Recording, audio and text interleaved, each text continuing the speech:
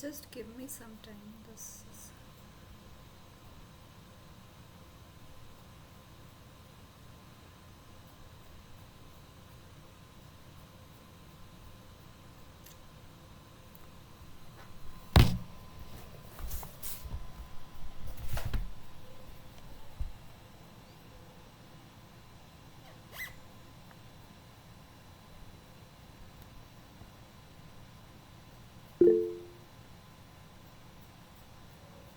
yeah, okay.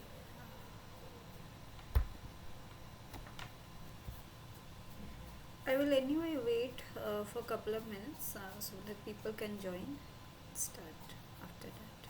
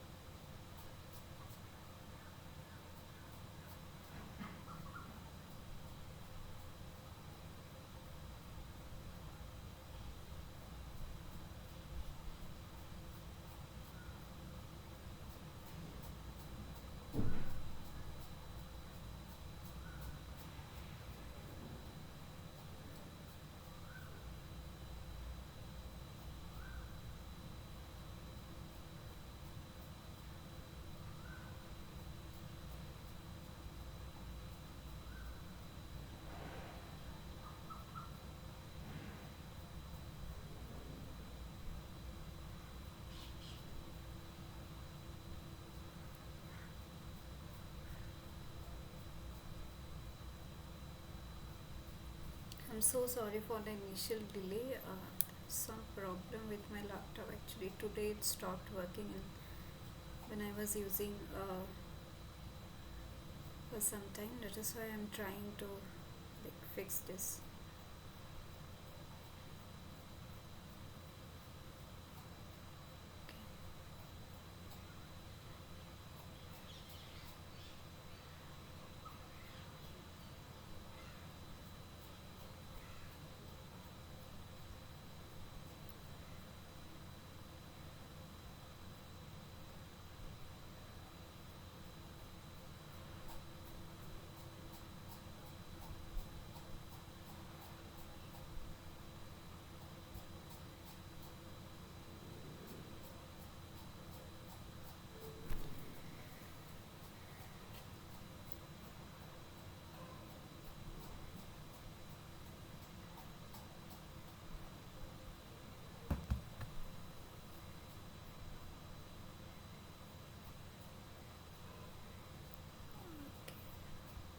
I hope it will not create much problem now. I will start the session. I'm just checking once again.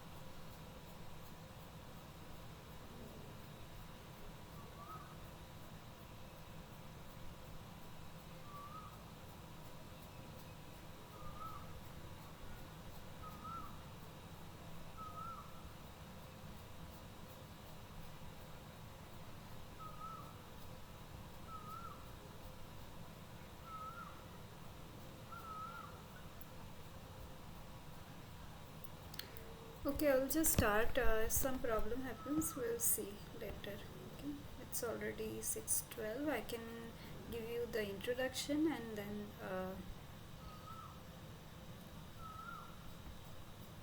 I'll just start. And Priya, you can listen. I'm just giving the introduction and the initial part, starting with the initial part.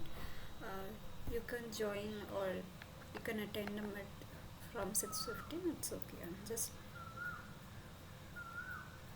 I'll just start the session because it's already late. Okay. Hello everyone, welcome to the live session for the course Sensors and Actuators. So sorry for the initial delay. If you are watching in YouTube, so this will start at around 6:13 p.m. So you can just check the time. Uh, this is week 9. I hope many of you have attended the earlier session. So we are done with 2/3 of the course right now. This is a 12 weeks course. So this is week 9. So we've already covered many topics. These live sessions are for mainly for problem solving. In NPTEL courses you have this kind of live session mainly to solve numerical problems, to clear your doubts, and other theoretical problems. Those will help you to solve the assignment. I am taking the live session for this course Sensors and Actuators. So let me introduce myself first for your reference if you are watching for the first time or if you are attending for the first time. I am Ananya. I am a PhD scholar in the Department of Electrical Engineering, IIT Kanpur. My specialization is microelectronics and VLSI. So I work in the semiconductor devices lab here, and we work on fabrication and characterization of semiconductor devices and smart surfaces. Okay, so I'm not exactly working in sensors, but I have earlier worked in sensors during my MTech thesis, and right now I'm working on fabrication. So the general idea uh, of different fabrication processes I try to give in this live session, and also discuss about the topics those were covered in this week, and some problems those are similar to the assignment questions. Okay, so let's start the session.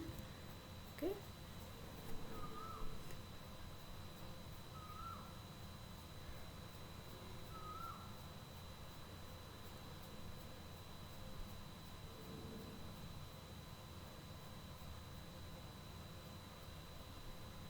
So I'm just going through the topics those were covered in this week, the way those were prepared, like those were uploaded in the NPTEL site. So I'm just going through that, keeping that order same. Okay, so the first class was on clean room guidelines. You know what a clean room is. Clean room is like a clean space where we do our fabrication, we do our characterization. Okay, now why we need a clean room, especially when we are talking about devices and sensors which are of micron, and sometimes we make these devices with nanomaterials. So we are talking about dimensions in micron and nanometer range, and you know that a dust particle will be of size few micron, or it can be bigger than that actually. So those will be those dust particles and other particles like skin or hair, like particles from human being, those will be like contamination for our devices and sensors. So that is why we maintain a clean working space where we do our experiments, and that environment is known as a clean room. So clean rooms are like very good clean rooms, where class 10 or class 100 clean rooms, those are maintained by industries where they make devices, circuits for they do it in a large scale production. But in educational institutes also we have clean rooms, and even if we don't have clean rooms, we try to do our experiments in a clean room setup, or we can make like a very small kind of clean room where we will control the particle contamination or the particles present in the air. So that can be a very small size as well, maybe kind of like a box, and if we are doing some critical experiment, then we will do it there. Okay. So I will write down the definitions and how the clean rooms are classified. So clean rooms are classified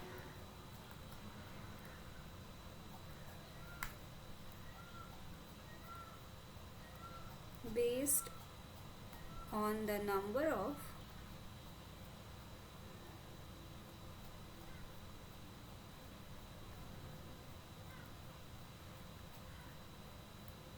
particles per cubic meter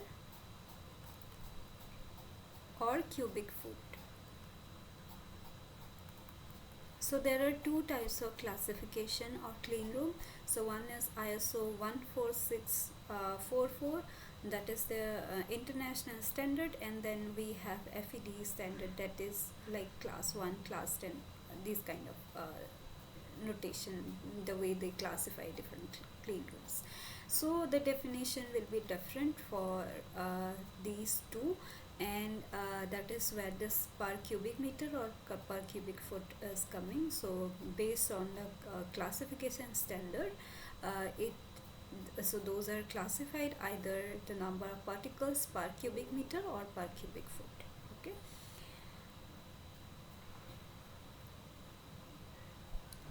Of air at a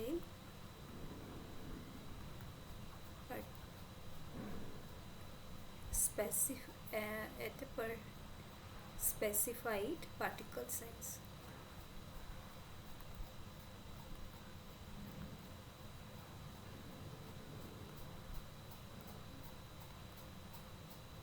Okay.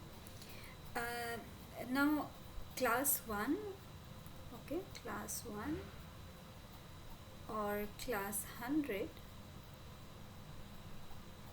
this means it refers to the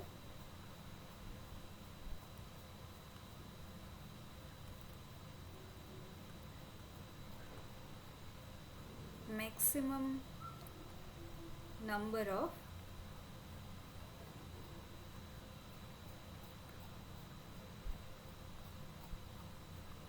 particles which has size greater than zero point 0.5 micrometer greater than or equal to per cubic foot.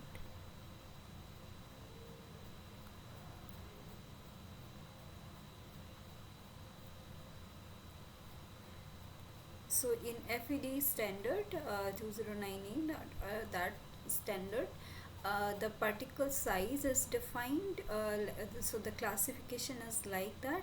The maximum number of particles should be greater, if the number of particles is greater than 0.5 micrometer.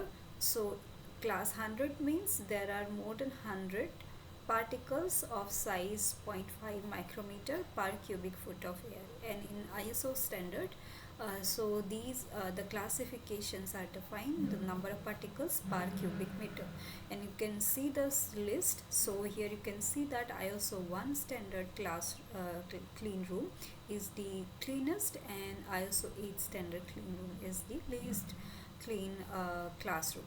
Okay, and in the list you can see for the particle size or different sizes are mentioned. So zero point 0.1 micrometer, 0.2 micrometer, and this. Okay, so ISO 5 standard is equivalent to class 100 clean room if it is FED standard, FED 209E standard. Okay, so this figure I have given you for your reference for quick comparison. Okay, I will include, I'll share these notes and you can just check for your reference.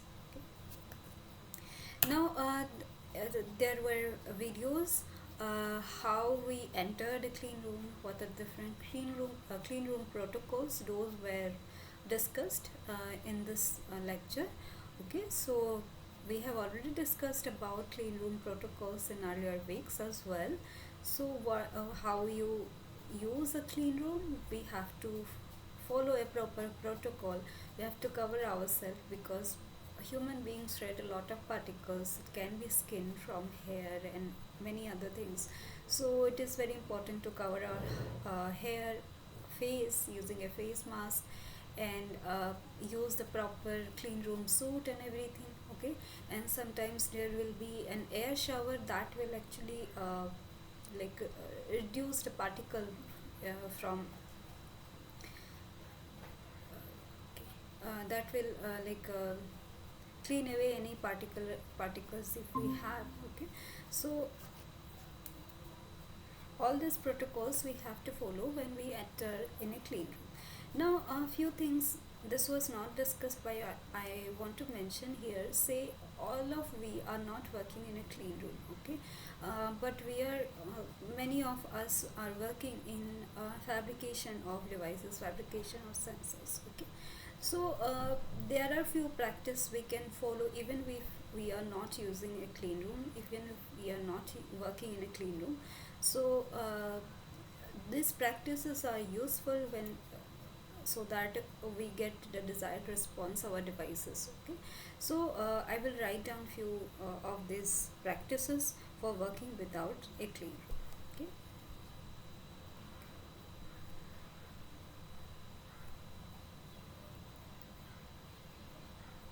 so let me use a different color.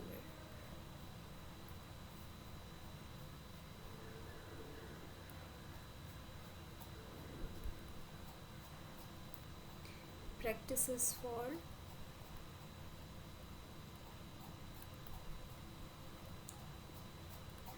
working without clean room. Again, these were not discussed in the video, I'm just giving you for your reference. So one thing will be choose a low traffic area, okay, where not a lot of people are working.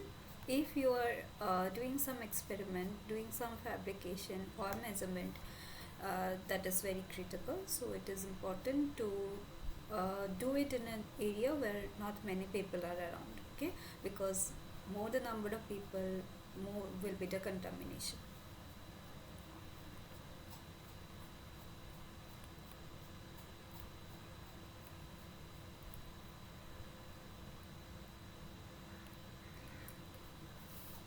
Next will be clean surfaces.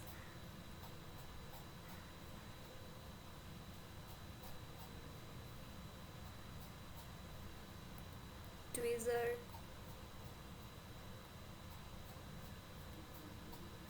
or other tools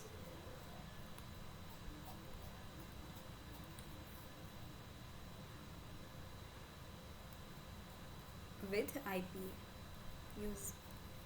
Using IPA regularly.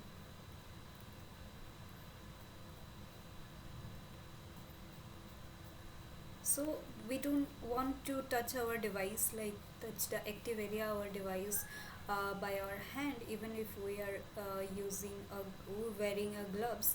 So what we do, we usually use a tweezer or some other tool to hold it, okay, and then we keep it in some surface. So it is very important to clean everything before and after doing any experiment using IPA. So this is very important because see, maybe you are thinking like you are using a tweezer like hold your device, hold your sensor, but your tweezer may or may not be clean, okay. So it is very important to use a clean tweezer, clean tool throughout the experiment. So it is always a good idea to clean it beforehand using IPA. And while cleaning it, so we don't want to use like a normal tissue paper or something that will also shed some particles, okay. You will be able to, so there will be like white particles on top of your surface and on top of your tools. So it is a good idea to use a lint free material, so those kind of specific wipes are available, so that those kind of wipes will not shred any particles. So we will put some IPA there, like, and we will clean using that lint free wipes, okay.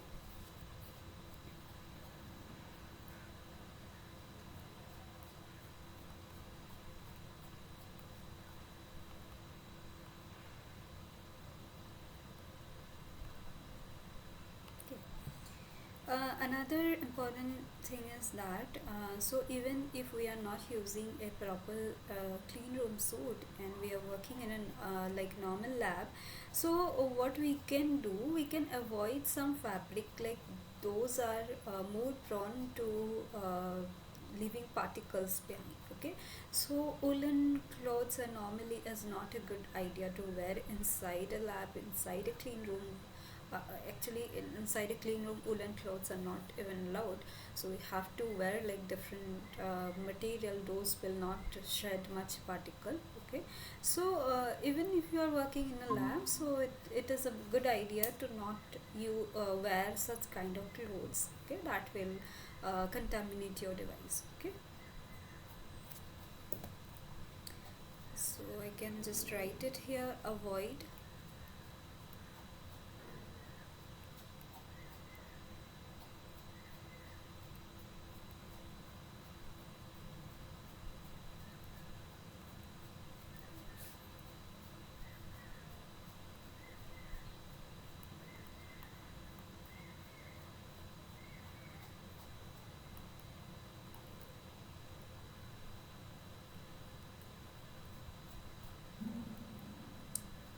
Okay. So these are like general practice. There's a good practice to you can follow it well, even if you are not using a clean room and working in a normal lab. Okay. Another thing will be avoid. I won't say avoid. I would say minimize. talking,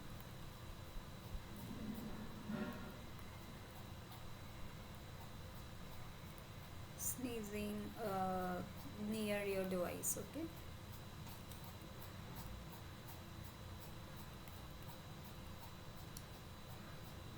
So sometimes we use like even if we're not inside the clean room, we use like a normal mask so that so whenever we breathe out, it will uh, that will not leave any mark on our device. Okay, that's a good practice to follow. Okay. Another good practice is to monitor temperature and humidity level each time you do some experiment, you do some fabrication or measurement.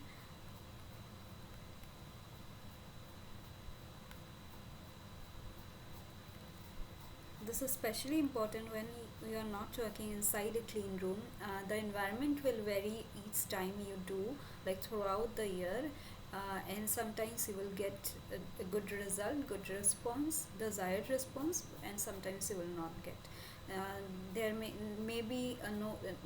There may not be any problem with your device, with your experiment, with your measurement setup, but temperature and humidity levels may be different at different times. That will also change your device response. Okay, so normally what I do when I do some experiment, I at one corner of my copy I will write down the humidity level. There are humidity sensors inside our lab and the temperature value each time I do some experiment, because this is one key factor. Like I have noticed that when the humidity levels fluctuate a lot, I don't get like a good result when the humidity level is very high. So you can use like a skin presentation is okay. Actually, there was some problem with my laptop. I'll change.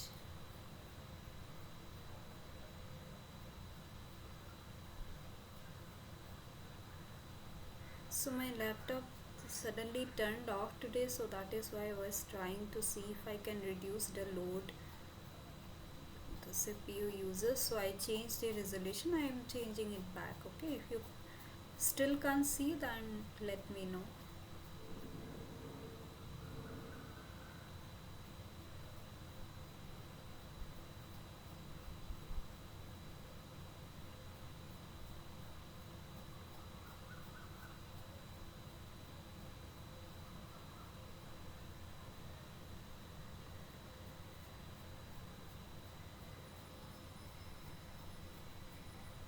Is it better now? You can write in the chat box or tell me. Like, can you see the letters now, or the screen is creating problem?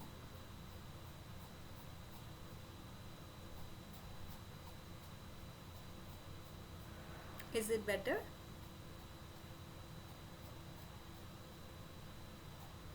One small box is there on the presentation scale. Okay, I think this is the problem.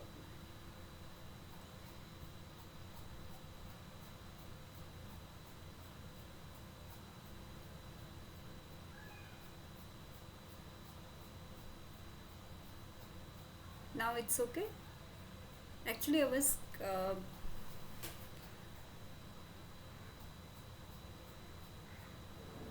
oh, okay, so I was running it in big, like,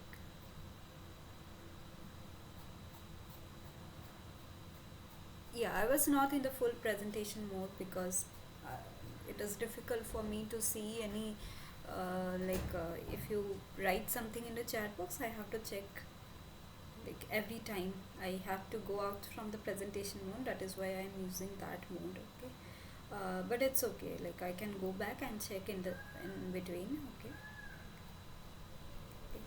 So what I was talking about, it is important to monitor the temperature and humidity level.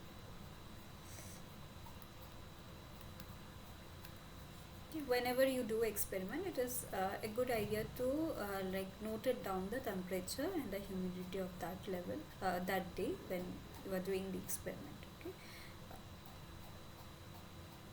So these are some practices for working without a clean room.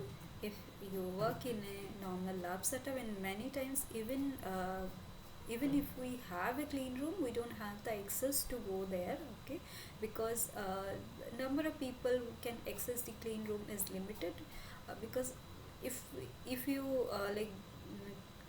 let everyone to go inside a clean room, that will actually it will be very difficult to maintain the clean room, because we know that more the number of people, it more will be the number of particles, more will be the contamination, so it will be difficult to manage our clean room. Okay, that is why we have like limited access, and many times we have to perform some experiments outside a clean room in a normal lab, and we try to follow this protocols, this processes, so that uh, we don't get a very different result from what we actually desired from our device or our sensor. Okay, this is about clean room, and let's go to the next topic that was covered this week, that is the pressure sensor. So we particularly talked about, in the video, in the lecture video, we particularly talked about um, BMP 180 pressure sensor, which is a piezoresistive sensor. So first, what is pressure? So pressure is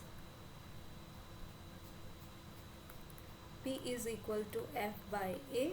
So F is the force, that is the normal force applied on a surface, and A is the area, cross sectional area. Okay. And as a unit of pressure is Pascal. There are many units of pressure you can check. There will be like bar, millibar, and then there are different standard, but the SI unit is Pascal.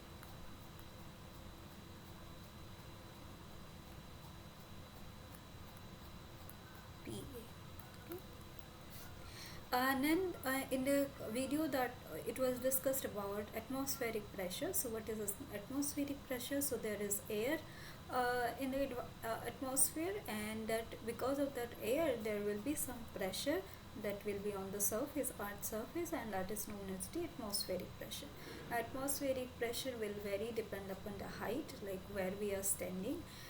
Say at sea level, that pressure will be highest, and as we go to some hilly areas, that pressure will be different, because the height of the air will be different. Okay.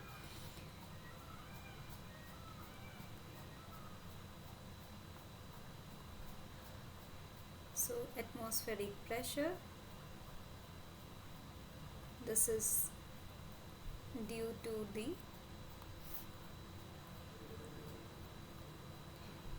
weight of air on a surface. Okay, and the value at sea level and at 25 degrees Celsius. Why 25 degrees Celsius? It was discussed in the class, and we all know that pressure is a function of temperature. Actually volume is a function of temperature, so volume changes with temperature, and overall the pressure, because of that volume of air, that will also change depending upon the temperature. Okay, so when we mention the atmospheric pressure, we have to define the height, that is at the sea level or at different height, and the temperature, and the value at sea level and 25 degrees Celsius is 101.3 kilopascal. So that is one atmospheric pressure. Okay, now we can find out the pressure by using this formula rho, z, and h. So what is rho? This is the density of air.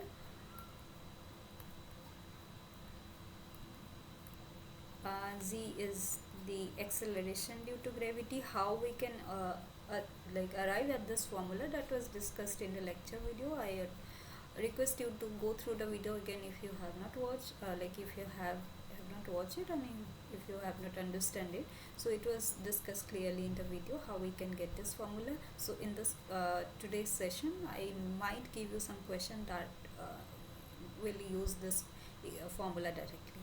Okay, acceleration due to gravity.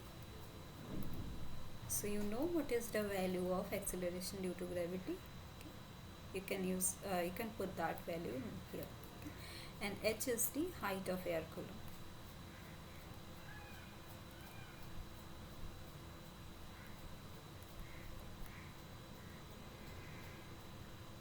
So this height will be different at sea level and at different in a high hilly area. Okay, so that is why the pressure will be different at sea level and at different heights on earth.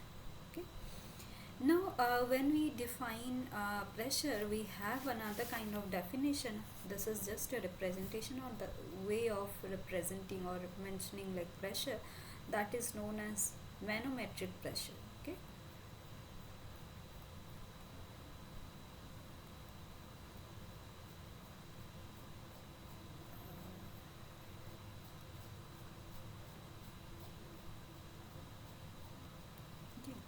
so it is the pressure measured relative to the local atmospheric pressure.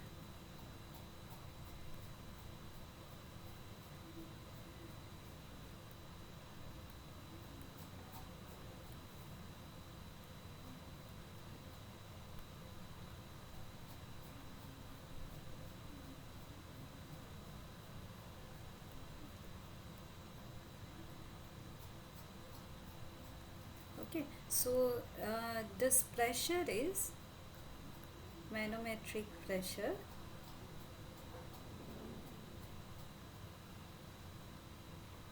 is how it is defined, that is the absolute pressure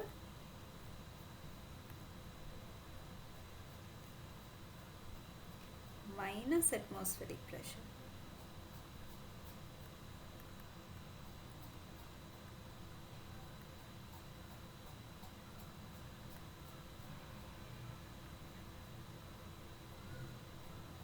So your manometric pressure can be negative. Okay, say suppose you have a chamber and you are creating vacuum inside it, and you are measuring the manometric pressure using some strain gauge, say. So it will show a value that will be negative. Okay, that is not the absolute pressure.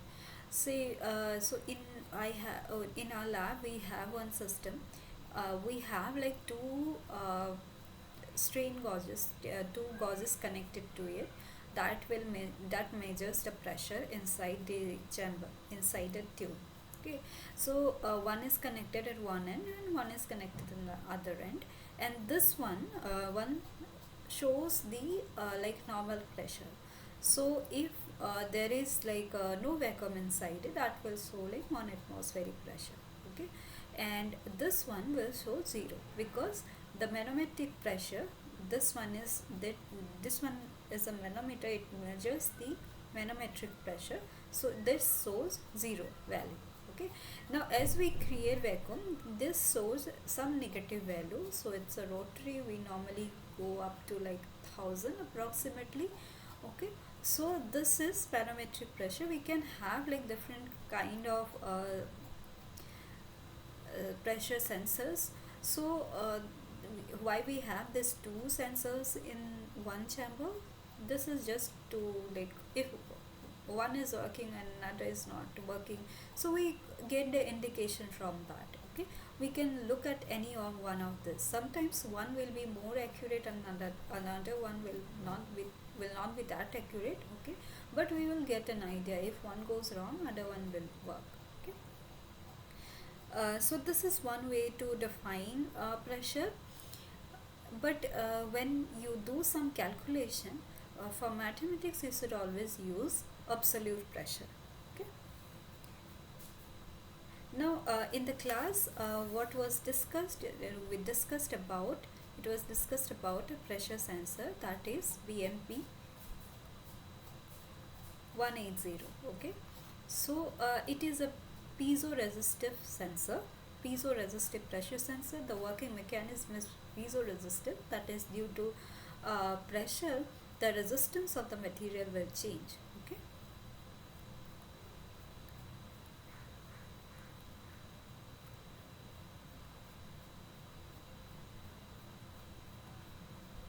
now in this kind of sensor, normally if when we look at the internal diagram, this will have this kind of structure, like there will be a silicon diaphragm, that is to apply pressure or force, and then there will be like four sensors. Now, you may wonder why there are four sensors, four strain gauges. uh, so most of the time in this kind of pressure sensor, this piezo-resistive kind of sensor, there will be like four sensors will be there. This is, if you know about Western bridge circuit, we know that when the bridge is balanced. So if this is a Western bridge, there will be four resistors here, and if all the resistance values are same and bridge is balanced, then the output voltage here will be zero. And if one of this resistance have a different value, then based on that our output voltage base will vary. So the bridge is not balanced in this case. Okay, so we can directly convert the resistance value to a equivalent voltage using a Western bridge configuration, and that is why many times pressure sensors or in general piezoresistive sensor have this kind of configuration. Okay, for sensors in one in one setup, one platform. Now, this BMP180 is a piezoresistive sensor. I have not checked the internal diagram. You can check by yourself, or this might have discussed in the class. I don't remember it exactly. So, what it does, when the atmospheric pressure changes, there will be like a small change in the electrical resistance, because the pressure will change, the diaphragm will band, or that will change, and that small change in resistance, it can be converted to equivalent pressure change. Okay, pressure reading, and the pressure range, the detectable range for this sensor is from 300 to 1100 subpascal. Okay, you can check the range again. So this 1100. I have not used the sensor personally. I have just checked it in Google. Okay. Now, the sensor also includes a temperature sensor. This is to compensate any temperature effect. So, in many sensors, actually, we have a temperature sensor included inside the module. This is because many of the material properties, so what we have, like we have a material inside any sensor, that is the our sensing layer, and that will sense whatever analyte we are detecting, right? Many of the sensor material properties changes with temperature, so it is also important to measure the temperature, exact environmental temperature, and compensate for any temperature effect. Okay, and in case of pressure sensor, you know that the pressure is also like a function of temperature. So that is why in many sensors temperature sensor may be included, or temperature effect may be considered.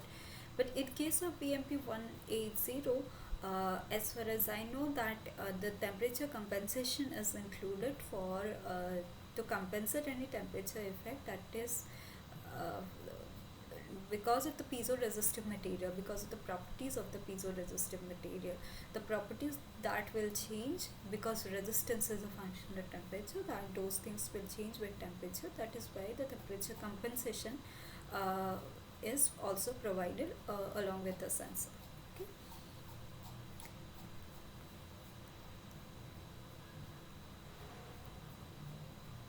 Includes a temperature sensor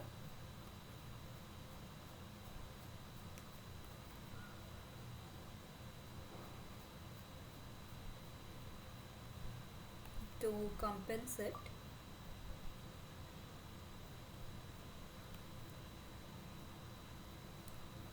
for temperature effects.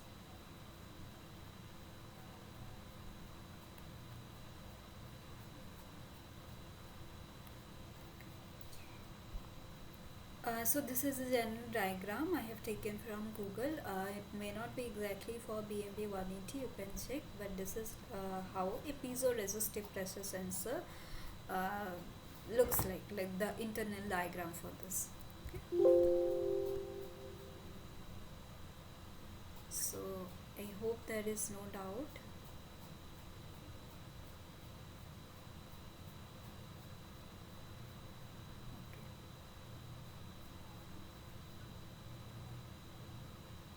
I think few people have joined and left. I could not see who have joined. Okay, so I will not use this picture mode because then I don't have the access of this full screen. But once I go to the questions, then I can maybe switch back there. Okay. So the next topic that was covered was actuators. So the actuator that was discussed was a stepper motor. I hope that you are already familiar with a stepper motor. So I will just write down few points here. So in a stepper motor, basically we have two parts. One is the stator and another one is the rotor. And as the name suggests, the stator will be static, that will stay its place, and the rotor will rotate. Okay, and the depending on the rotor type, we can classify the stepper motor into different categories. Okay, that was discussed in the lecture video. And how we can use a stepper motor with an Arduino board, that was also demonstrated to you. uh, these are very like small experiment. You can do it by yourself. So it is very easy to connect a stepper motor and run it. Okay, so what you can do, like stepper motor have this kind of configuration, like there is a knob, like a knob kind of thing at here. So what we used to do, we used to like rotate it uh, to some step, like not full rotation. Okay, so what we used to do, like when we are in BTech or MTech, when we are doing some experiment for lab, we used to put like a sticky note or something, bookmark, and we try to like rotate it, say to few steps, to a half rotation or 1/4 rotation. We can write like small Arduino code to run the stepper motor like that. Okay, you don't need a very big circuit, many components for that, and Arduino board actually is very useful in that way. We can control the rotation. Okay, and now because we have like a different step coverage, okay, we can point it to different position. We can do like different task using a stepper motor. That is the main difference between the stepper motor. Actually, that is the main advantage of using a stepper motor for actuation purpose rather than using a DC motor. Okay, we have much more control and we can do much more action using a stepper motor. So a stepper motor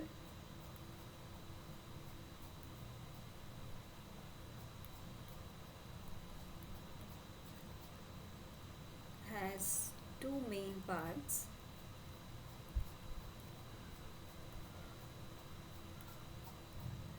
The rotor and the stator. You can find these information, you can just search in Google or YouTube directly, but I'm just giving you few points for your reference, so that you will find everything in these notes. Okay, that will be helpful just before your exam for this course. Okay, you can just go through it quickly if you need. Now first one is the stator, that is the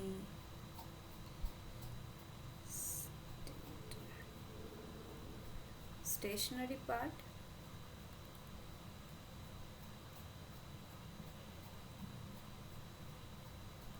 Okay, it has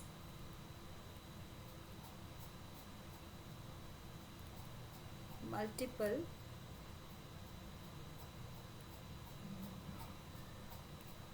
electromagnetic coils.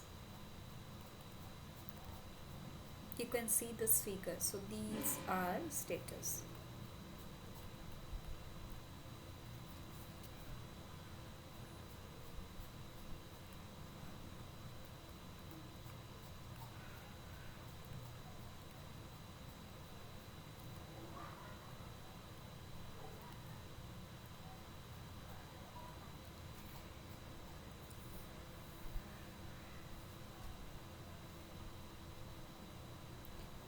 and the coils are arranged in a specific sequence.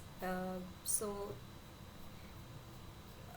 so if it is a four coil, as the diagram given in the lecture videos, if there are four coils, so the permanent magnet here and these are four coils, then the windings, first wire is connected here and it will be connected here. So at a time we will energize these two coils and not these two, and then in the next cycle, in the next step, we will energize these two coils. Okay, we will provide current through these coils, okay, so that we get a rotation of this rotor. Okay, so the coils are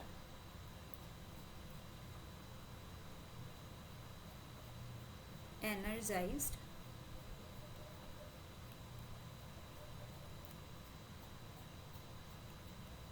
in a specific sequence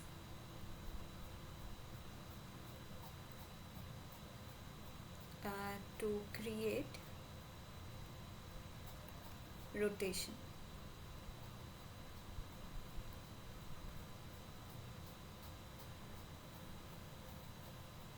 Okay. Basically, it creates a rotating magnetic field, and the rotor, which is typically a permanent magnet, if it is a permanent magnet type stepper motor, that will also rotate along with the rotating magnetic field.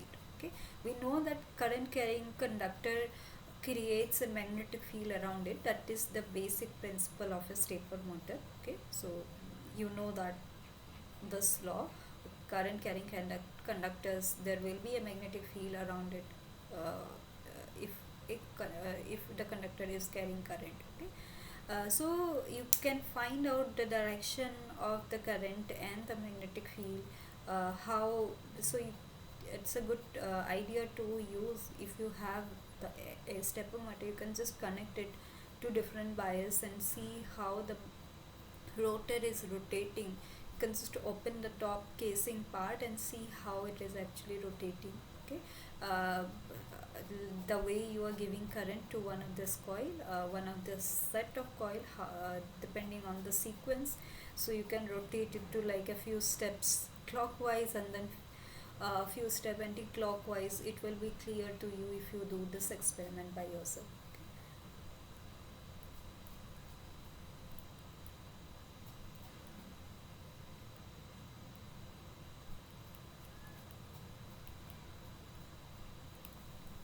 So we in our graduate and undergraduate courses, we have done many experiments using a stepper motor. I think you also have this kind of experiments in your courses, where you can make a driver circuit for a stepper motor, or just run the stepper motor using Arduino to do some actuations.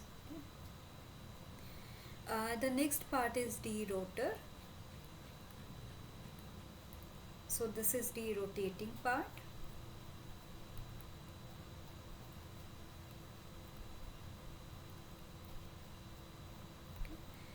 So there are different types of rotor. It can be a permanent magnet.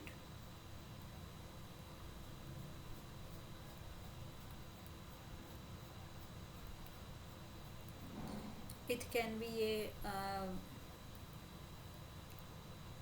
so these are different classification: variable, reluctance, rotor, and hybrid, that have both of these.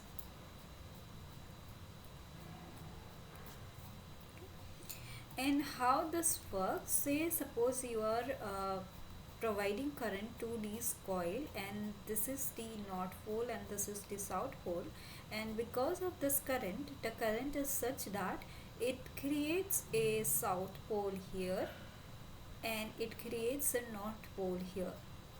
Okay, basically the magnet of the rotor will align with these coils because of this north south, this opposite pole configuration.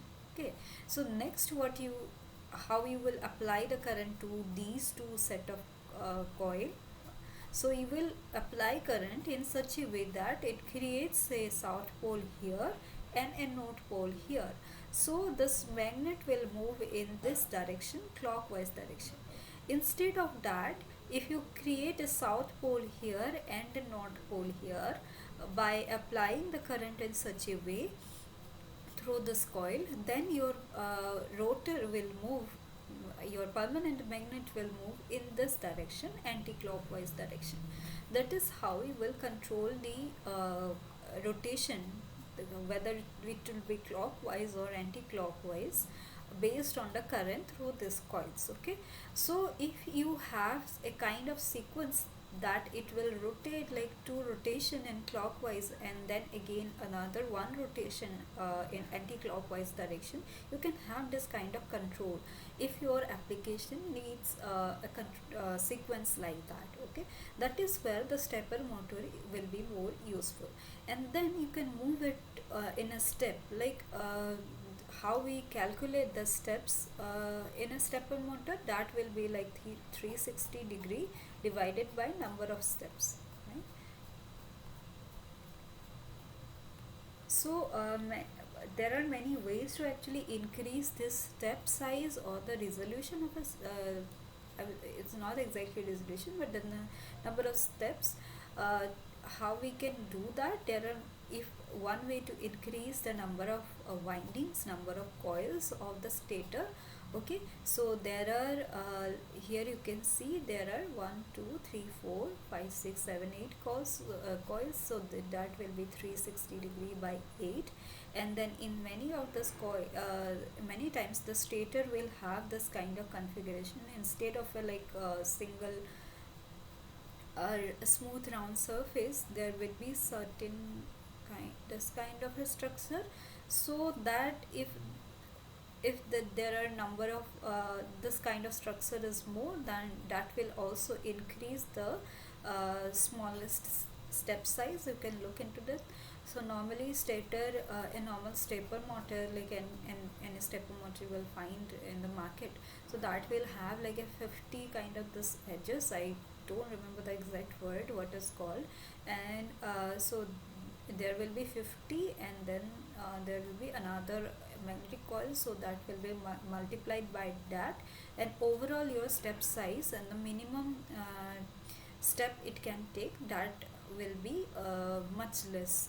Okay, so I have one calculation for that. I have given it as a question. We will go through that. Okay.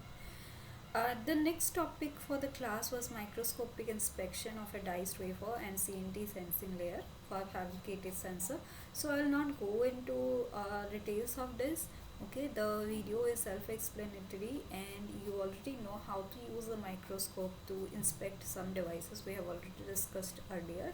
Okay, now in using a microscope we can see the devices which are of micron size. The name itself is a microscope, so we cannot see like a nanometer structure. If we have very small feature sizes, then we have to go for electron microscope, because the resolution is mainly limited by the wavelength of the light source that we are using. That we have already talked about during lithography as well. So in using photolithography, we cannot make like a very small features like 510 nanometer structure. For that we use electron beam lithography. Similarly for inspection as well, microscope is useful to see the micron size devices, micron size features. But if our features are very small, then we go for electron microscope, either SEM, secondary electron microscope, or TEM, or there is another technique which is called atomic force microscopy. So those were not covered in this week in this course, so I'm not going into that. But for mostly the sensors we make, especially the sensors we are discussing in this course, which are of micron size, microscope inspection is enough for that. Okay, and microscope inspection is necessary in each and every step. It's not like you, after fabrication you will check it. So while doing lithography, so one microscope will be there inside the litho room, where you will check your structures, check your photoresist layer each and after each and every step, whether it is overexposed or underexposed, whether it is overdeveloped or underdeveloped. So from fabrication, during fabrication, and even after fabrication, for final characterization, in all step we will use microscopic inspection. Otherwise we will never know like in which step we it was wrong. Okay, so this is for the contents of this week. Okay, I'm so sorry because my laptop is giving some problem, so I'm bit diverted from the topics. If you have any doubt, you can ask me. I'm taking a pause here. If not, I will go to the questions next.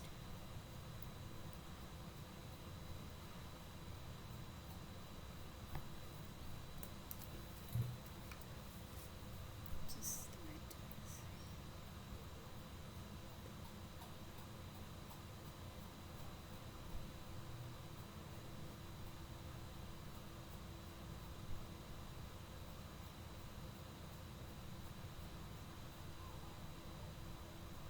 Okay, so when I use this Google Meet, my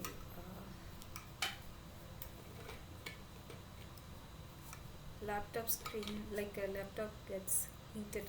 I don't know for what reason.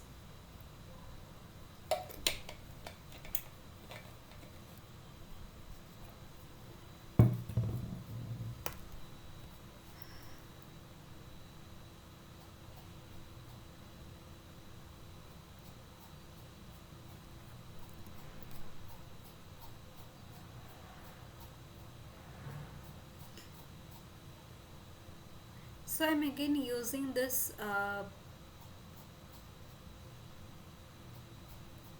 picture in picture mode that will cover some portion of my screen, but it is easier for me to check who is present in the meeting, and if you write something in the chat box, I don't have to like come out from the presentation mode and check in the browser. So I'm using this.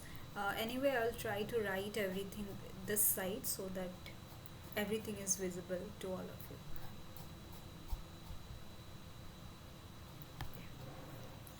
So I hope there is no question. Let's go to the questions.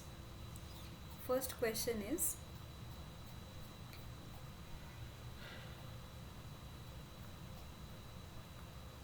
what does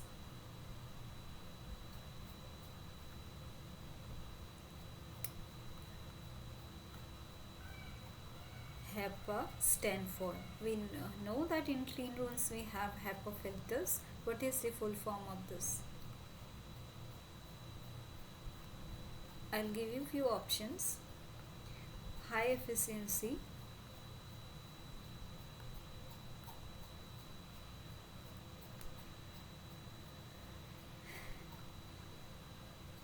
particle absorption.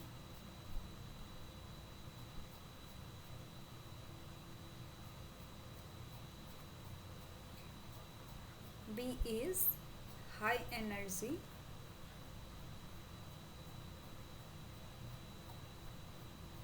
particle airflow.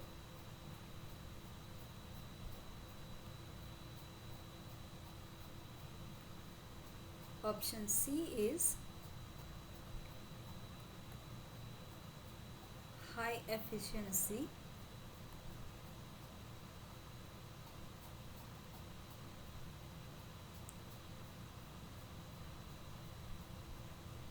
particulate air. Option D is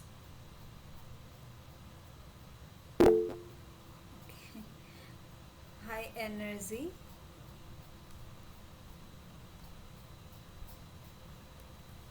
purification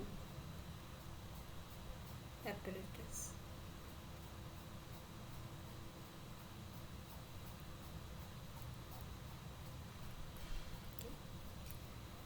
So I got one answer. Another answer from, there are only few people in the meeting, so I want answer from everyone.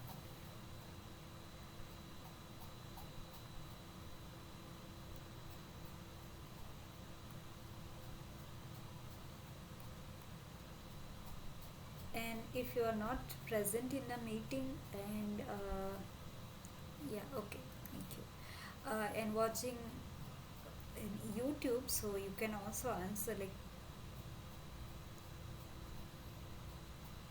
I always take a pause before giving you the answer, so you can answer in the middle as well. Yes, the answer is C, high efficiency particulate air. So it what HEPA filters does, it's like a normal filter, but it has kind of a fine mesh kind of structure that captures particles like dust and other any other contamination that can happen. So the mesh size will determine like the what kind of particle it can trap, right? So these are very fine mesh, but it's not like that it will not pass through some particle. Like if the particle dimensions are very small, that will also will be able to pass through this HEPA filter. So that is why you can see in ISO or different kind of like classroom standards and classroom classifications. So zero point 0.1 micrometer particles, the threshold limits are different, and it's usually higher for smaller particles because we need like very fine mass to filter these kind of particles. Okay.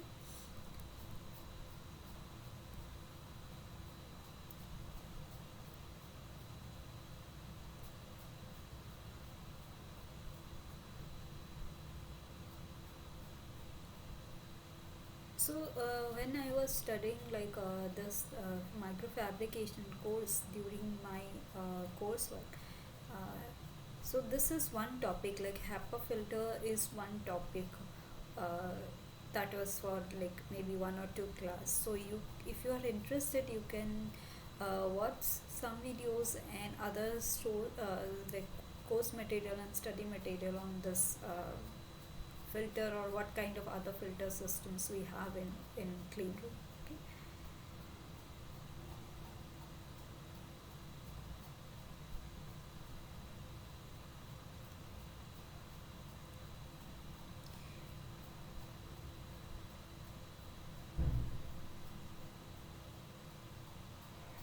Yeah, one more thing I just remember. I think Priya, you asked in the last week or last to last week, like when I was discussing about sputtering. So why in sputtering we have the target below and the substrate at the top. So it's not like that we will have this kind of configuration like all time. Okay, I don't know why I could not remember this, but we have a system in our lab where we have the target at the top and the substrate at the bottom. But the difference with the system was there, like the in other systems we have three targets where the target is at the bottom and the substrate at the top, and these three targets are at an angle, and what we do is rotate the substrate so that we get uniform deposition. Okay. Now in other systems where we have like the target at the top and substrate holder at the bottom, um, we can have like a similar mechanism, the one where we have and the target at the bottom, but the system we have, that is like a stationary target at the top and a stationary substrate holder at the bottom. So we have only one target in that system, and we place our substrate on the holder. It's basically like a plate, and it will not rotate because it directly falls, the particles will directly fall on top of the substrate. We don't have many targets, so we can have this configuration. um, the difference with these two systems are that in one system we have like three targets there, and in another system we have only one target, and that is mainly for DC, so the power source is different. And in another system we have all kinds of connections, like we can change the connect, so based on the target we can place any target and we can change the connection to either DC or pulse DC or RF source. Okay. So we have that different energy sources below the target. So there is a box where we change the connection to switch it from DC to PDC or RF. But ma'am, they will ask like in exam, they will ask in which anode or cathode. How I will be confirm like which I have to select, plus or means positive or negative. In that way, I am confused. Okay, so see, we want our argon atoms to hit our target, right? So argon will be ionized to argon plus and electron minus. So argon will be argon plus plus electron, right? So this argon plus ion will hit our target. So wherever the target is connected, so this is plus, we want negative bias to the target. Okay, so that is how we connect it, negative bias, and this is our target. So you should remember this. And anyway, when we have like a insulating kind of target, so that time we use a pulse DC or a RF biasing.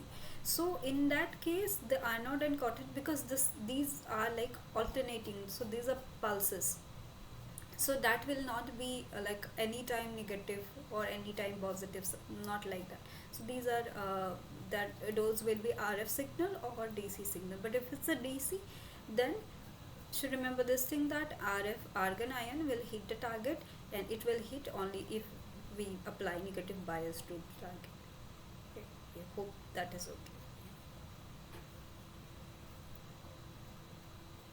Yeah, I always get confused with anode and cathode term, because that's different, like in physics and in chemistry. So I just remember either negative bias or positive bias.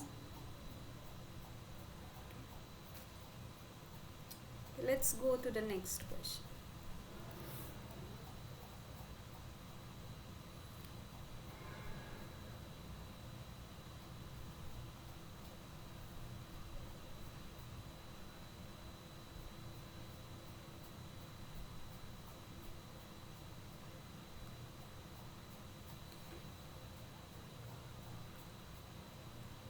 Which of the following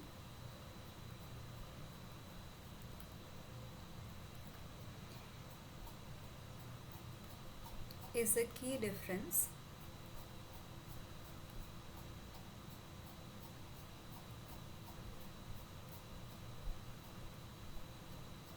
between ISO 5 and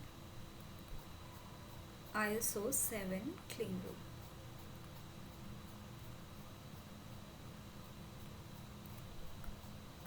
Clean room protocols.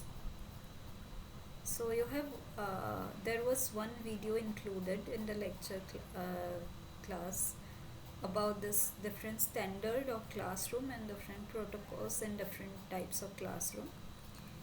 So this question is on that. ISO 7 requires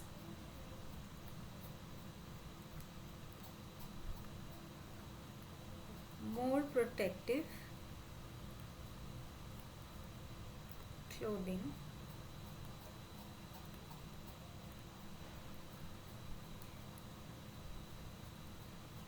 than ISO 5.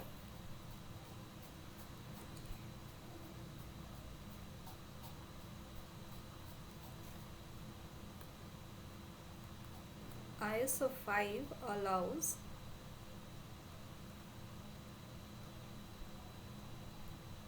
more particles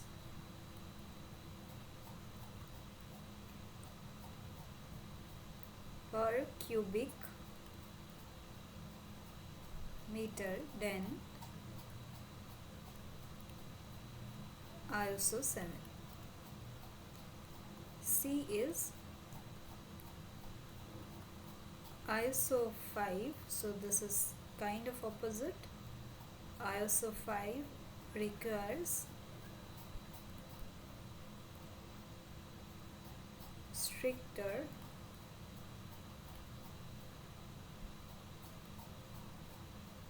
contamination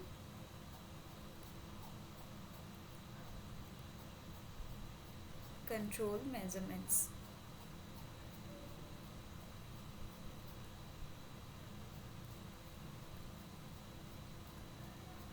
Then ISO 7.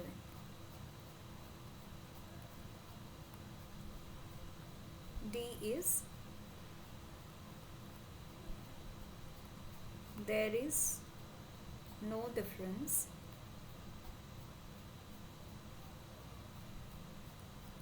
in protocol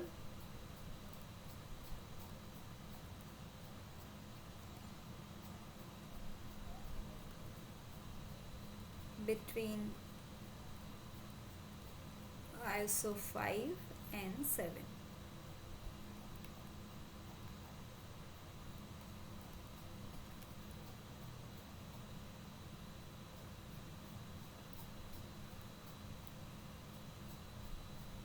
So I want answer from everyone. So already got one answer.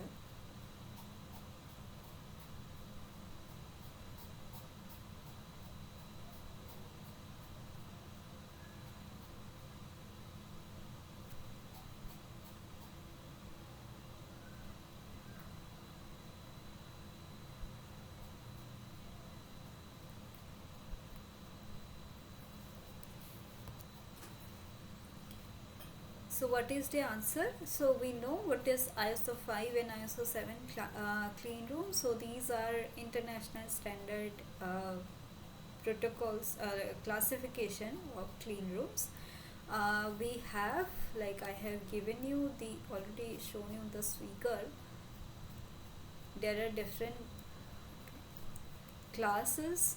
Okay, this is ISO 14644 clean room standard.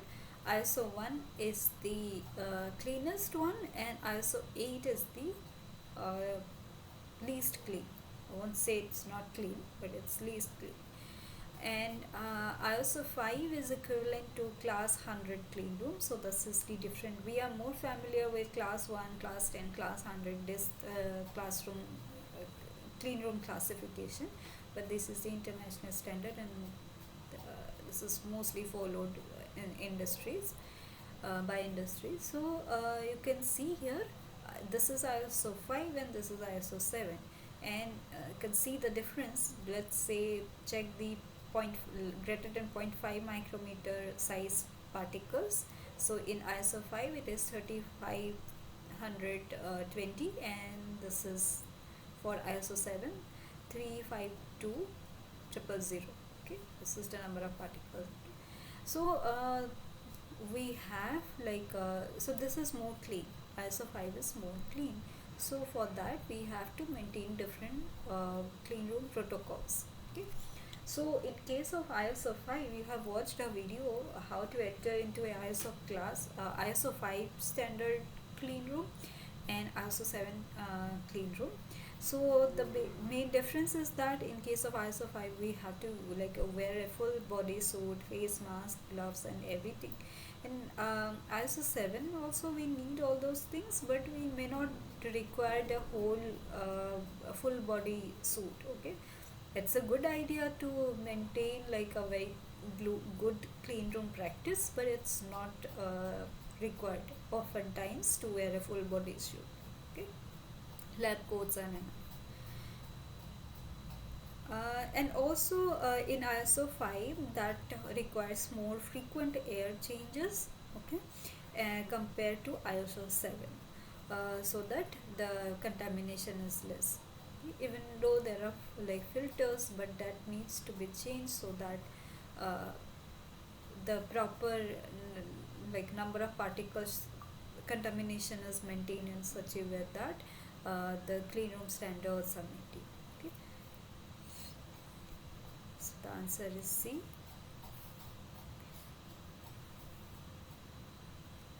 So in ISO 5, greater than 0.5 micrometer size particle is 3520, and for ISO 7 it is 352 triple zero. Okay. In case of ISO 5,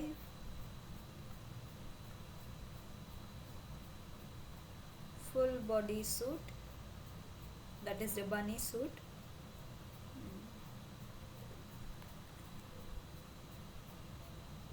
is required.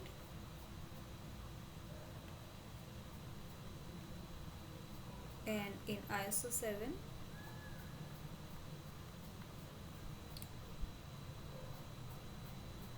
lab coats may be enough.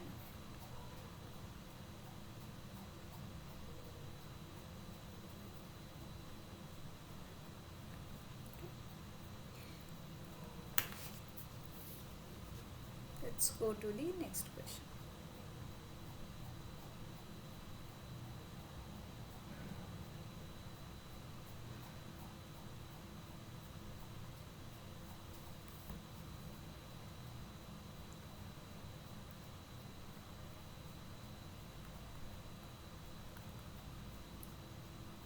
Match the clean room entry step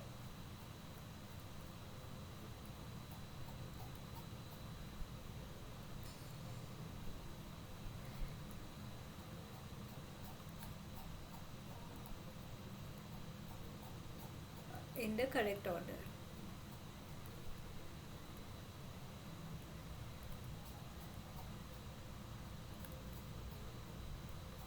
A.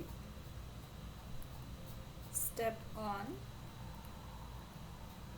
tacky mat, that is the sticky mat that is kept outside the clean room.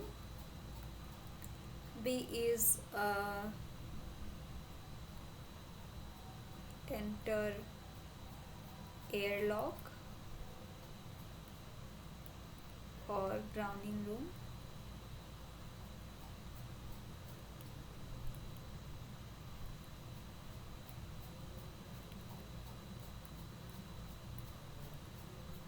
Wear gloves.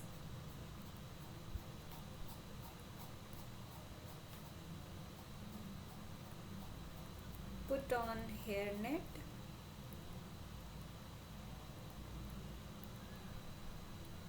Face mask and clean room suit.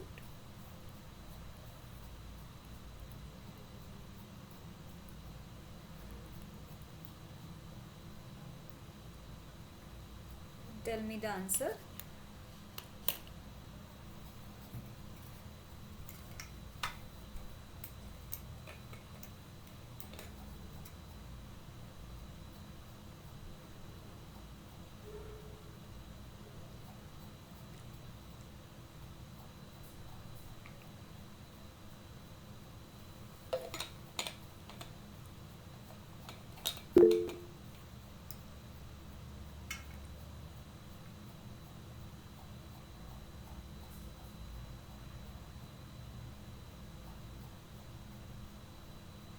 B, D, C.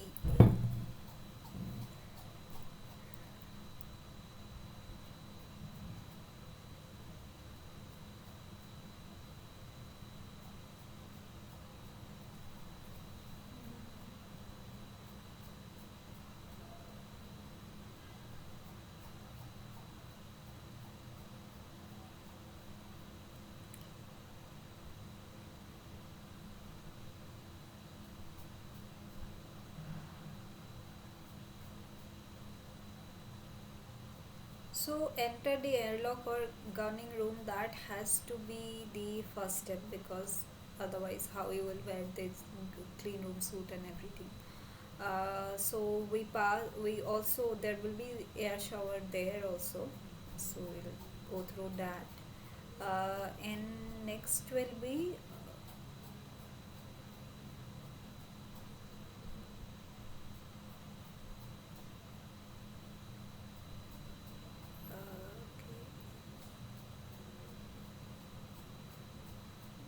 okay, so I can't recall actually what was in the video exactly, but I think it we will first there will be one mat definitely. So I'm trying to remember how we actually enter. So there will be one tacky mat, one that sticky mat before entering.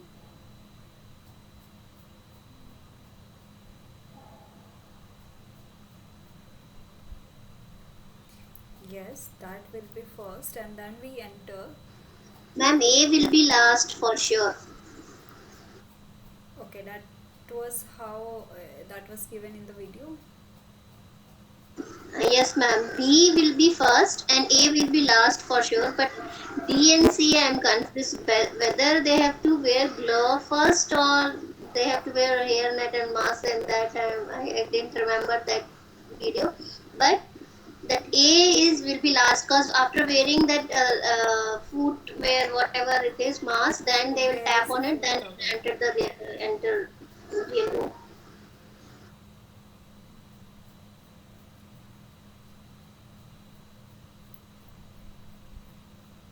Okay, so I will check this, but I'm just. I hope that you guys actually remember the answer. I actually watched the video. There might be two techie mat because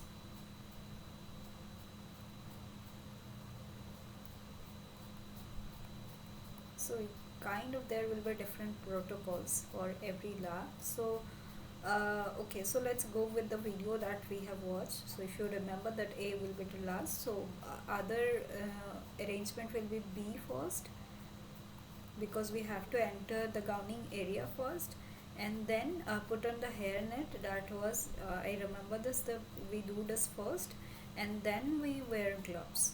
Okay, yeah, then we wear gloves, because I remember that we don't put our hands at the tip of our gloves, right? We take it at the edges, and then we wear it. Okay, otherwise if we touch the finger part of the gloves, that will also lead to some contamination. Okay, we don't do that. And after that, this tacky mat, and then we enter the air shower, and then we enter the actual cleaning.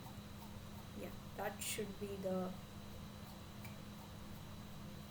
process. Yeah, but please verify this. If you have watched a video, you already know this.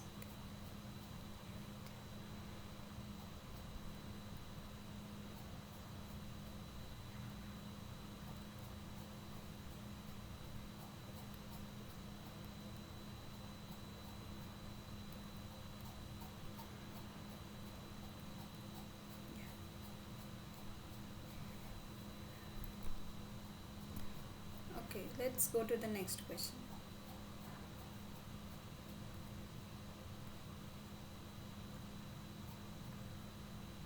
Calculate the pressure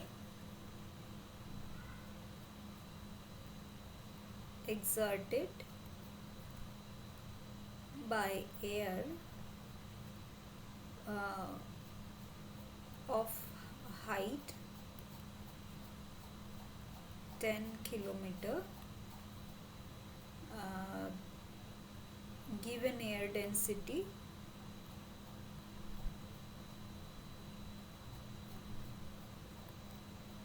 rho is equal to 1.225 kg per meter cube, and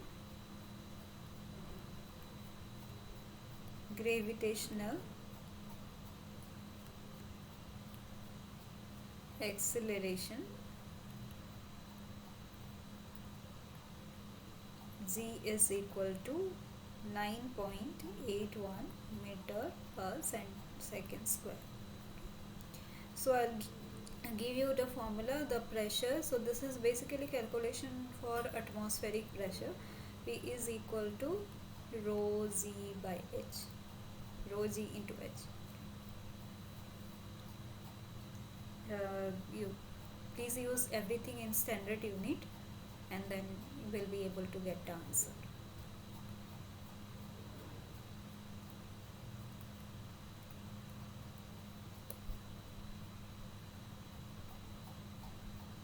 It should be close to 1 atmospheric pressure. These are the value for calculation of 1 atmospheric pressure.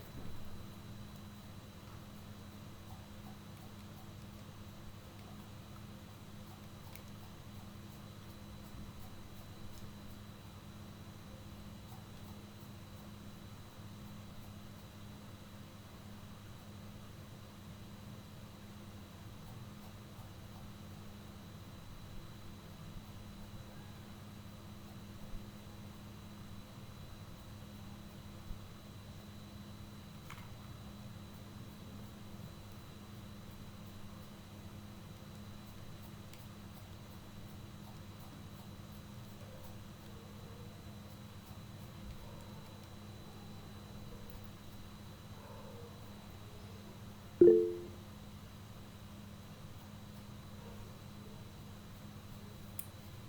think the unit will be kilopascal, right? Because 10 kilometer, that is why I have mentioned that use everything in standard units. So P is equal to 1.225 into 9.81 into 10,000. So it will be 1.2 approximately into 10 to the power 5 Pascal, which is around 120 kilopascal. Uh, Please be careful with the units and as well as what dimensions, like whether we are calculating in meter or kilometer. So in semiconductor we often use centimeter.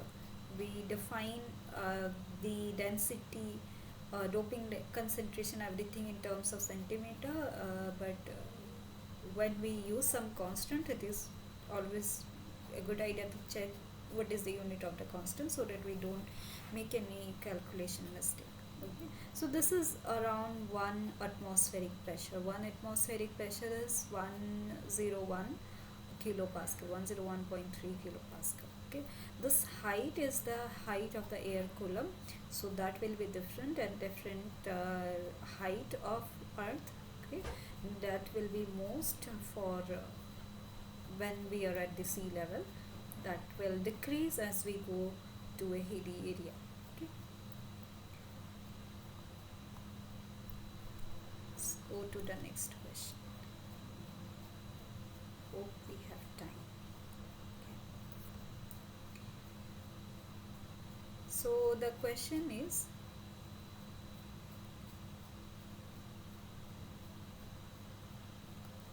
what is the purpose of temperature compensation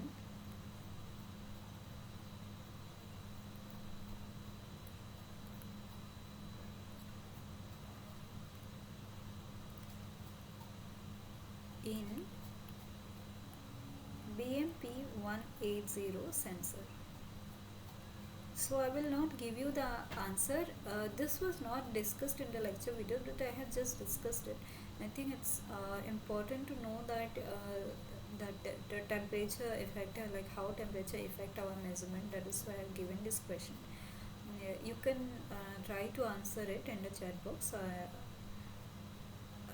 I'll give you the answer after a few minutes. I'm waiting for a couple of minutes so that you can answer now.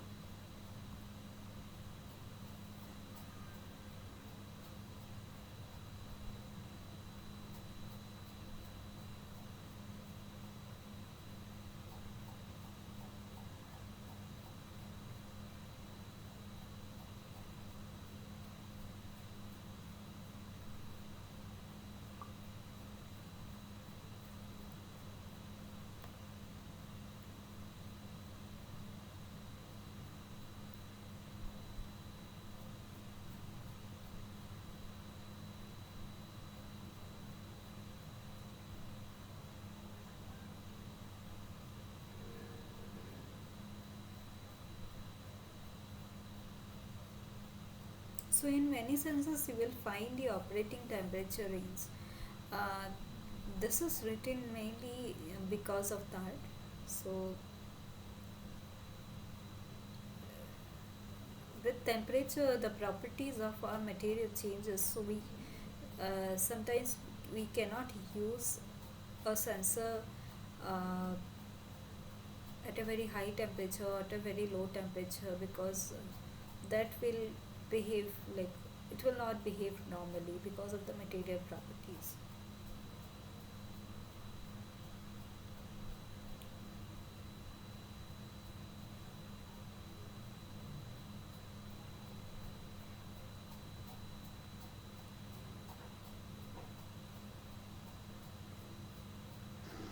Ma'am, that portion, that procedure, no, 1, 2, 3, 4, ABCD, whatever you have given.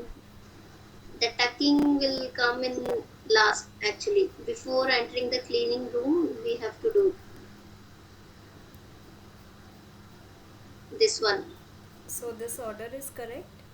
Yes, correct, ma'am. Just Okay. now same notes. Okay, okay. Thank you for Okay, ma'am. clarification. Yeah.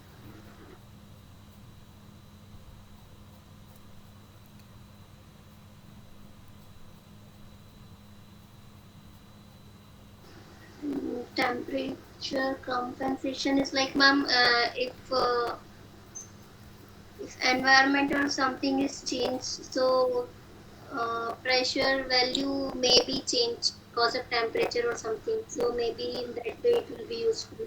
I think so. I don't know exactly. Yeah, actually, so I was also confused why temperature compensation is there in the sensor, because we know that this is a pressure sensor and pressure changes with temperature, right? So overall, the value will be different if it is a different temperature.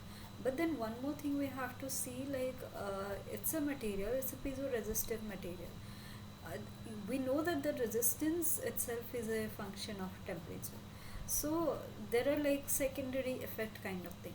So the if the volume is constant and temperature changes, then the pressure also changes. That is one thing. But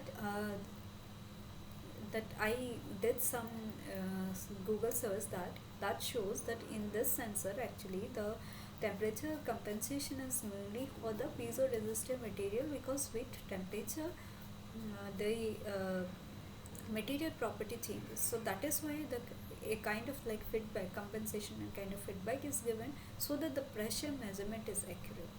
Okay, this is mainly not due to the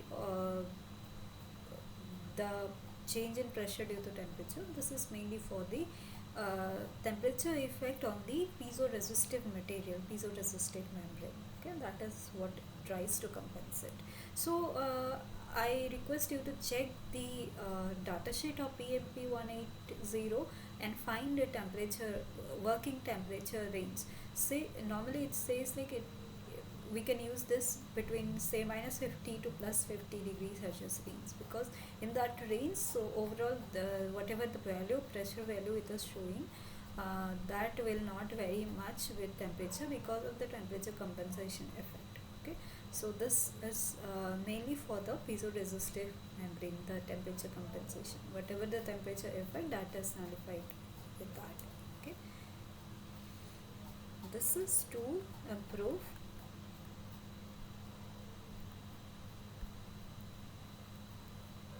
accuracy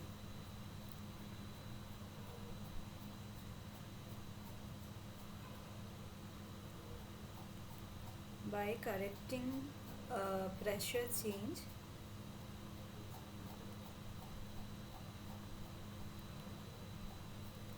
due to temperature variations.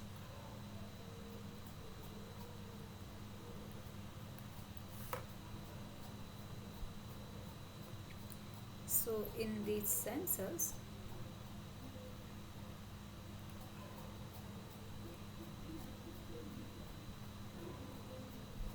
temperature affects the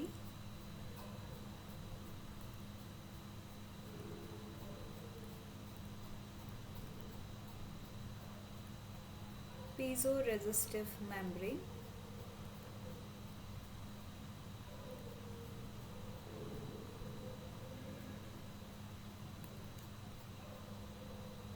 also changes the material properties,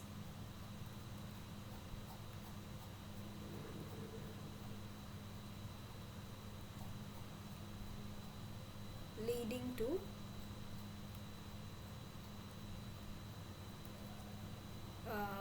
error in pressure reading.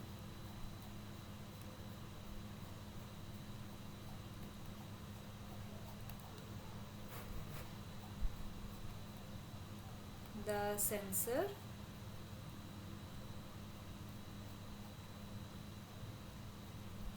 So one temperature sensor is integrated along with it.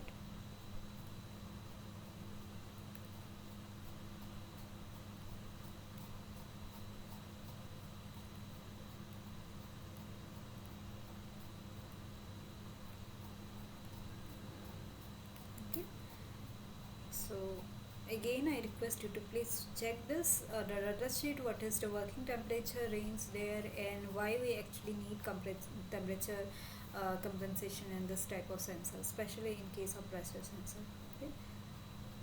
And in resistive type sensor where the resistance itself is a function of temperature. Let's go to the next question.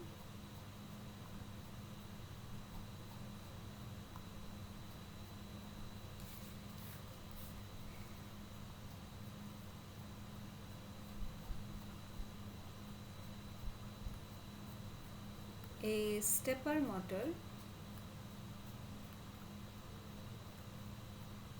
has 200 steps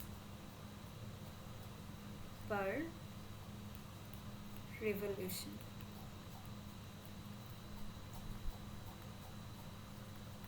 What is the step angle or the minimum angle you can move? Okay, that is like the resolution. The answer is 1.2 degree, B is 1.8 degree, C is 2.0 degree, D is zero point 0.9 degree. Okay. This is without, just so do the calculation, considering that there is no micro stepping step is done. Okay. We can actually reduce the step angle. We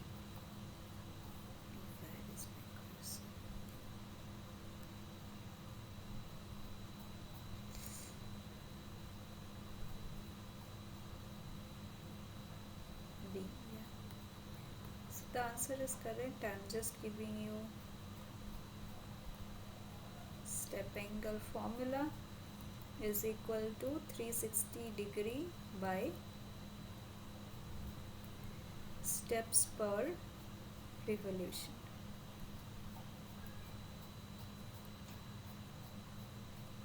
Okay, that is 360 by 200, which is 1.8. So normally with like if it is like this kind of configuration, and show you the figure.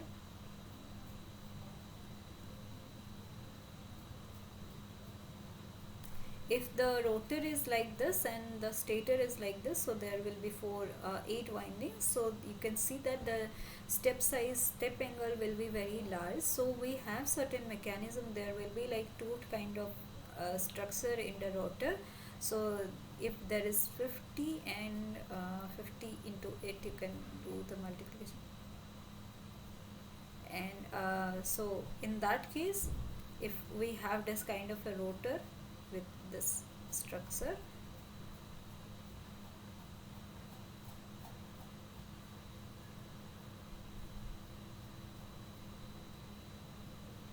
that will actually increase our step angle. Okay.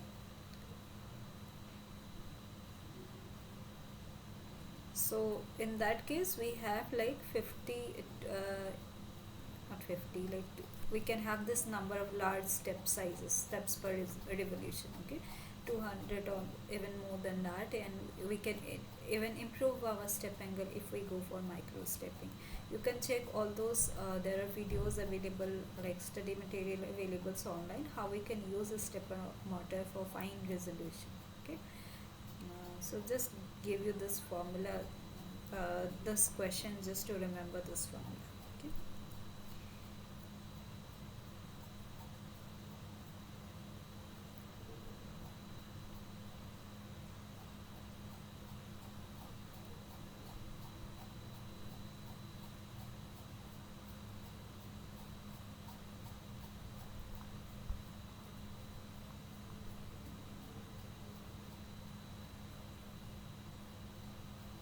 So this is again another a theoretical question. You can like think about it and give me few answers.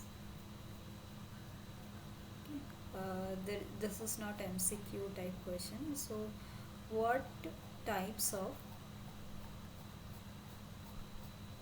surface defects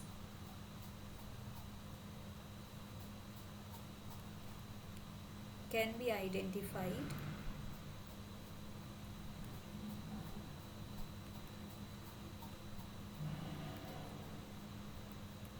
using an optical microscope in sensor fabrication?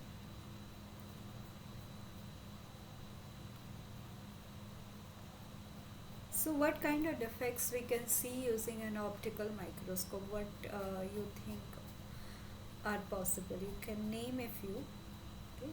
And you can think about the defects or the things that we cannot identify, cannot see using an optical microscope as well. You can mention that also.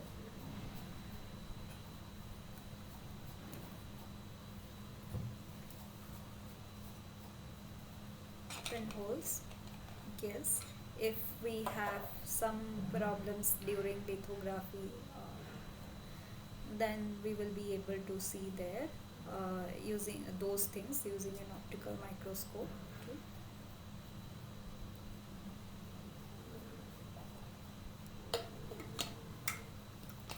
Cracks are, this can be due to mechanical stress. Okay, we will be able to see like if we mishandle our device, there is a tweezer mark or something like with a sharp object or tools uh, we are using during our fabrication and measurement, because those tweezer marks are very common. We'll be able to see those, and we definitely don't want those things.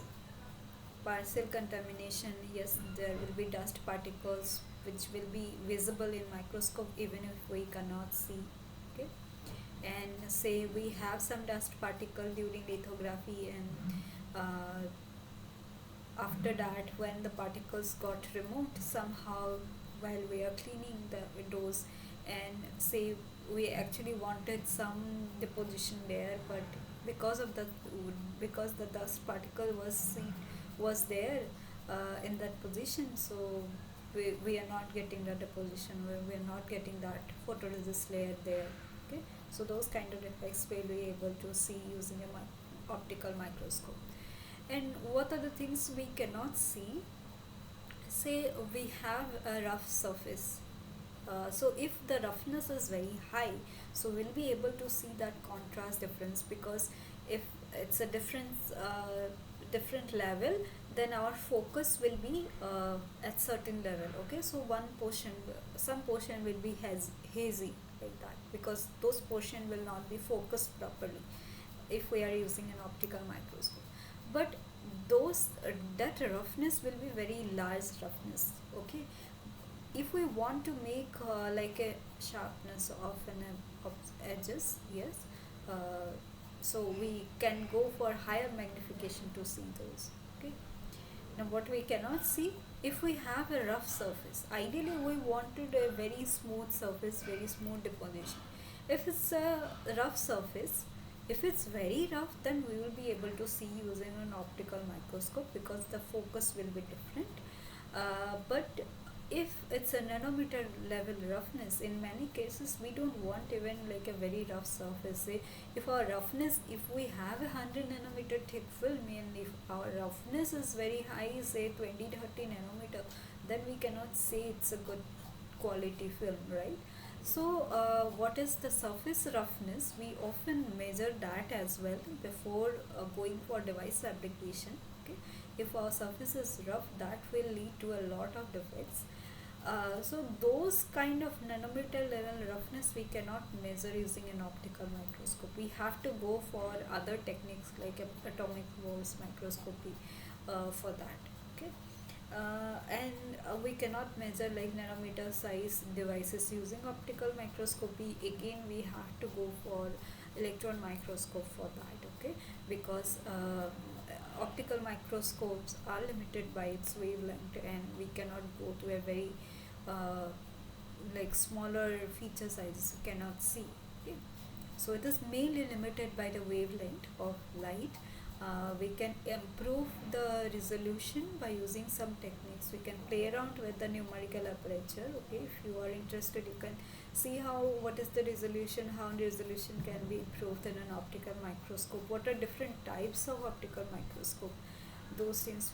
uh, so these are like a different topics in material characterization. So people do like study these topics in characterization techniques, okay? So most of the device we make using lithography, because we make using light, okay? It is we make micron size features, those are easily visible using optical microscope, and we can inspect and modify if required, okay?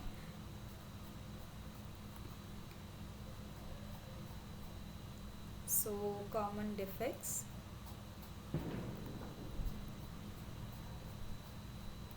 this can be dust particle,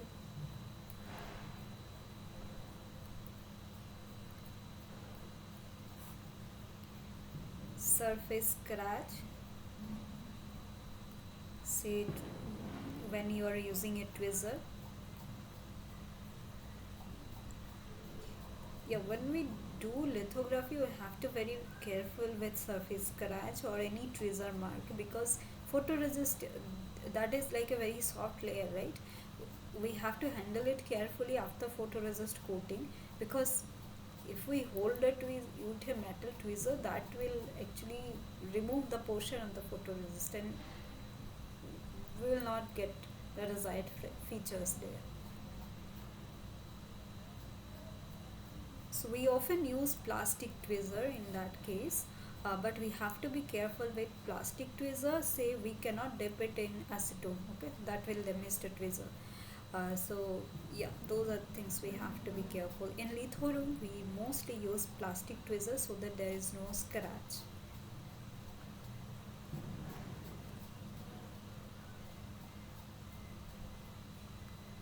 So etc. Okay.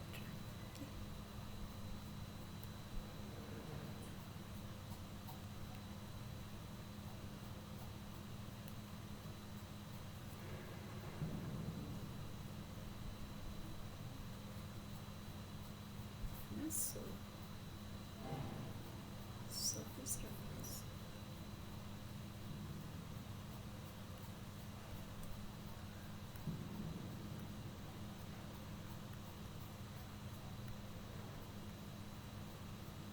Pictures, etc. So these are the limitations of an optical microscope. So yeah, it's almost time. So if you have any doubt or any question, then you can ask. Otherwise, I will stop the session here. It's already, yeah, we have 1 or 2 minutes left.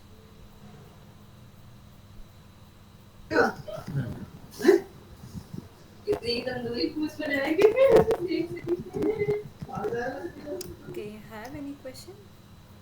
No?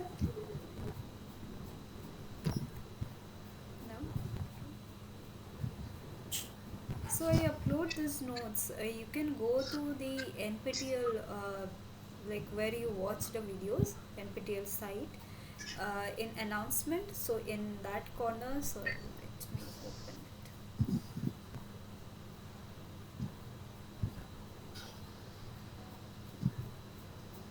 So I upload these notes after every class. See, you can go here.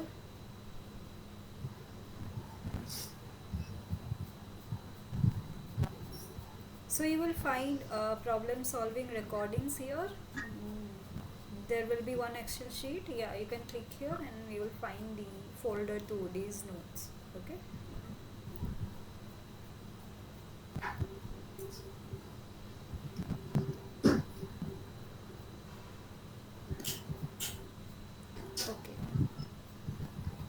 everyone, if there is no question, then let's stop the session here.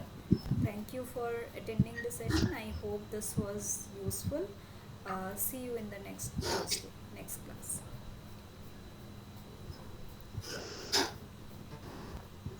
So I'm ending the session here.